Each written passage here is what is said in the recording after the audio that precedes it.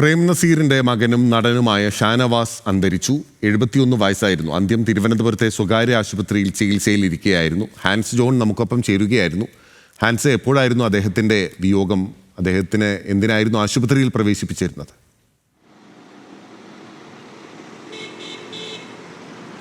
ബിനിൽ, ഇന്നലെ രാത്രി 11:50 കൂടിയാണ് അദ്ദേഹത്തിൻ്റെ മരണവാർത്ത ലോകമറിയുന്നത്. വൃക്ക ഹൃദയ സംബന്ധമായ രോഗങ്ങൾ മൂലം കഴിഞ്ഞ 4 വർഷത്തിലധികമായി അദ്ദേഹം ചികിത്സയിലായിരുന്നു. ഇന്നലെ വൈകിട്ട് ഇത്തരത്തിൽ രോഗം മൂർച്ഛിക്കുകയും പിന്നീട് തിരുവനന്തപുരത്തെ സ്വകാര്യ ആശുപത്രിയിൽ ഇദ്ദേഹത്തെ പ്രവേശിപ്പിക്കുകയുമായിരുന്നു. ഈ ആശുപത്രിയിൽ വെച്ചാണ് അന്ത്യം സംഭവിച്ചത്.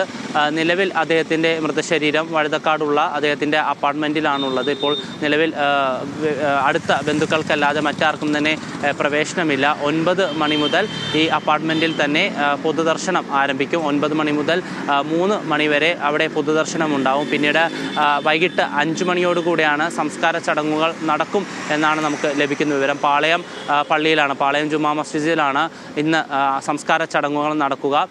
അടുത്ത ബന്ധുക്കളും അതിനോടൊപ്പം തന്നെ സിനിമയിലെ പ്രമുഖർ, സാംസ്കാരിക നേതാക്കൾ, രാഷ്ട്രീയ പ്രമുഖർ എല്ലാവരും തന്നെ പൊതുദർശനത്തിന് എത്തിച്ചേരും എന്നാണ് നമുക്ക് ലഭിക്കുന്ന വിവരം. ഞാൻ നേരത്തെ സൂചിപ്പിച്ചതുപോലെ തന്നെ വൃക്ക സംബന്ധമായ രോഗമായിരുന്നു അന്ത്യത്തിന് കാരണം. മലയാളത്തിലും തമിഴിലുമായി ഒരുപാട് സിനിമകളിൽ വേഷം ചെയ്തിട്ടുള്ള ഒരു നടൻ കൂടിയാണ് ഷാനവാസ്. ഈ പറയുന്ന പോലെ പ്രേം നസീറിൻ്റെ മകൻ എന്നുള്ള ലേബലിൽ മാത്രമല്ല, സ്വന്തമായ ഒരു വ്യക്തിമുദ്രയൊക്കെ പതിപ്പിക്കാൻ കഴിഞ്ഞിട്ടുള്ള ഒരു വ്യക്തി കൂടിയായിരുന്നു.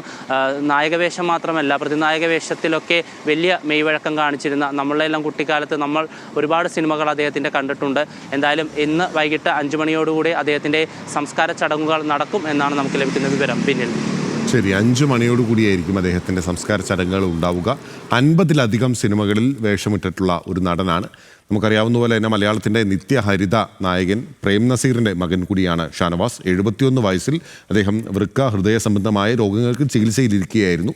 അപ്രതീക്ഷിതമായിട്ടുള്ള വിയോഗമുണ്ടായത്. ഹാൻസ് ജോണാണ് വിവരങ്ങളുമായി നമുക്കൊപ്പം ചേർന്നത്.